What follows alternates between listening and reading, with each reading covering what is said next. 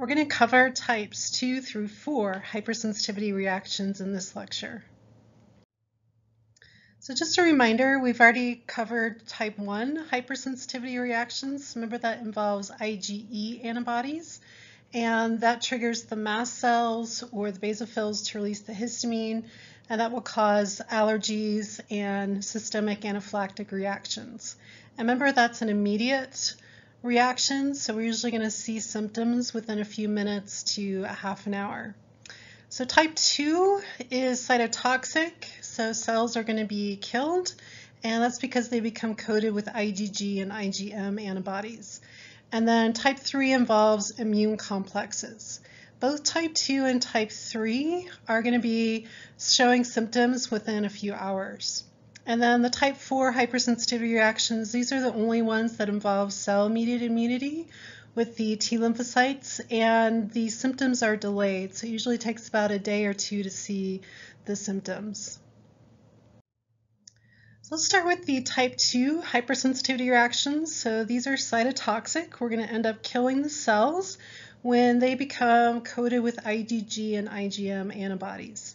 And then once the cells are coated with the antibodies, that'll activate the complement system, which will kill the cell, or natural killer cells. Remember that one of the ways they recognize cells that are abnormal is if they're coated with antibodies.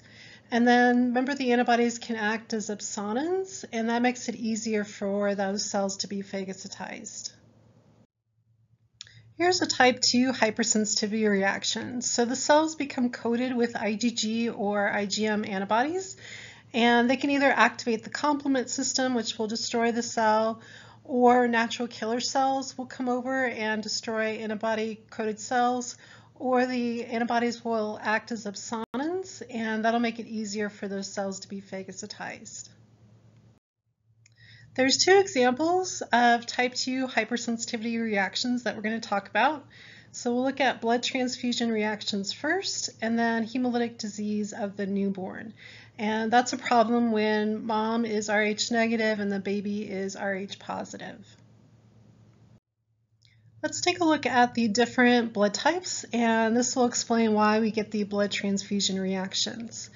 So if you have type A blood, the surface of your red blood cells have the A antigen on them, and you naturally make antibodies against the B antigen.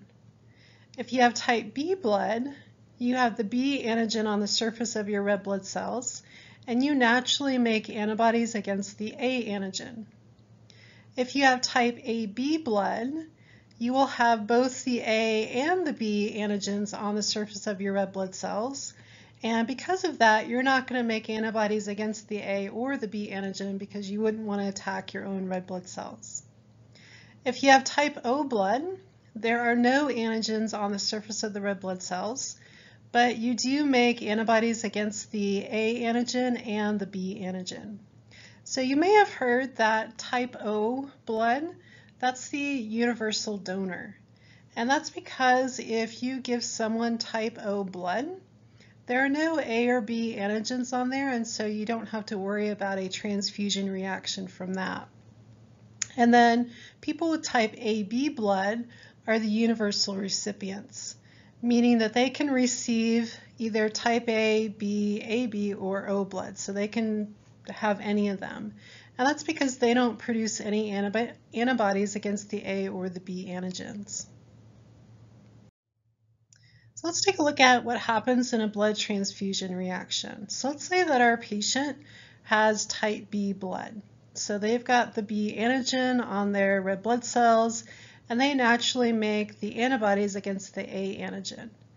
And if something happened where things were not double checked, and this patient was accidentally given type A blood, what's going to happen is that the antibodies against the A antigen that this person with type B blood normally makes, those antibodies against the A antigen will bind to those donated type A red blood cells. That will set off the complement system, and a membrane attack complex will form in these donated type A red blood cells, and that will destroy them, and that will cause a blood transfusion reaction.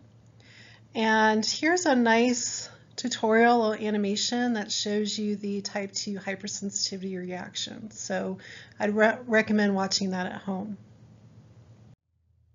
We can use the antigens on the surface of the red blood cells and the antibodies to determine someone's blood type. So on this blood type card, we've got some little circles. The control circle has nothing in it. So we'll just put the patient's blood there and we should not see any clumping. It should just stay like that. But if the person has type A blood, that means that they have the A antigen on the surface of their red blood cells, and this circle here has antibodies against the A antigens. That's why it's labeled anti-A. So these antibodies that are on the card already against the A antigen, if those red blood cells have the A antigen, they will stick to the antibodies on the card, and that will actually cause the red blood cells to clump together or agglutinate, and you can see that on the card. And so we know that this person is type A blood.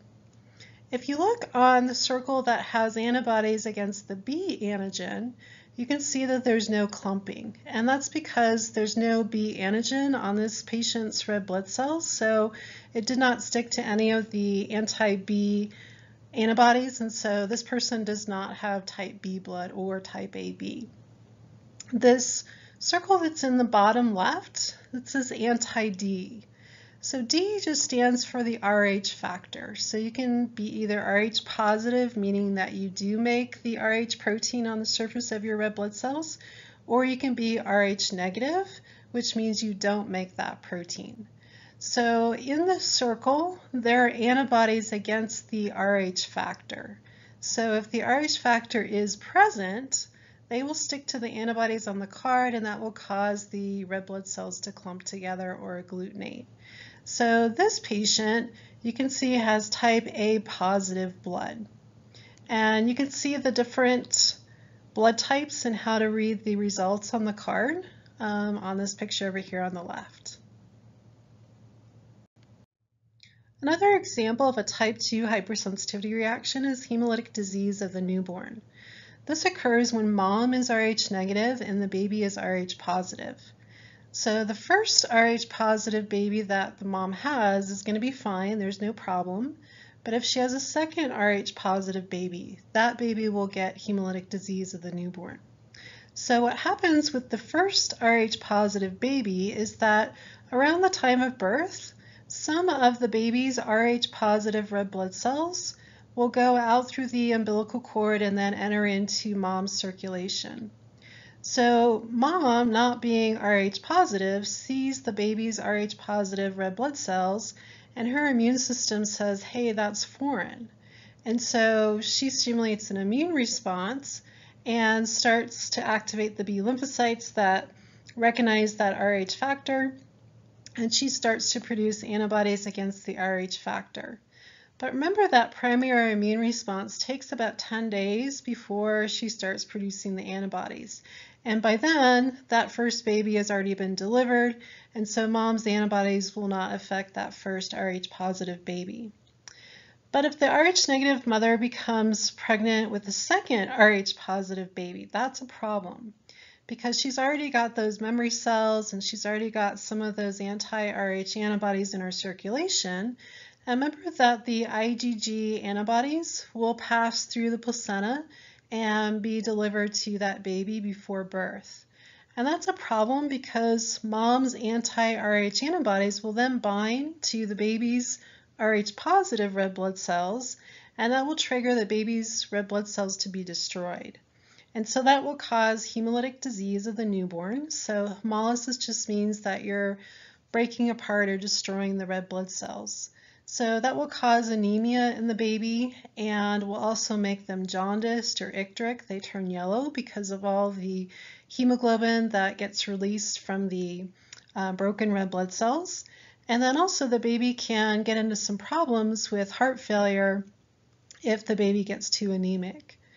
So we want to prevent that from occurring. So what we do with mothers that are Rh negative, and if we know that dad is Rh positive, there's a good chance that she could have an Rh positive baby.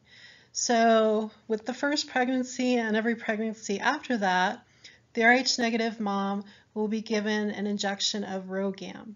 So she's going to be given antibodies against the Rh factor. So let's just see how this RhoGAM works. So mom is going to be given the RhoGAM about 28 weeks of pregnancy, and then she'll get another injection shortly before birth. So these antibodies that are given to mom are IgG antibodies that were made by someone else, and they will bind to the baby's red blood cells on that Rh factor. So if any of the baby's red blood cells get transferred over into mom's circulation, she'll have these RhoGAM antibodies there to bind to the baby's Rh positive red blood cells. And so that will get rid of that red blood cell, and mom's own B lymphocytes will never see the Rh factor from the baby. And so mom will never have her B lymphocytes stimulated and develop any memory cells or produce any of the antibodies on her own. And so that will prevent the hemolytic disease in the newborn from occurring in that baby or any subsequent babies that she delivers.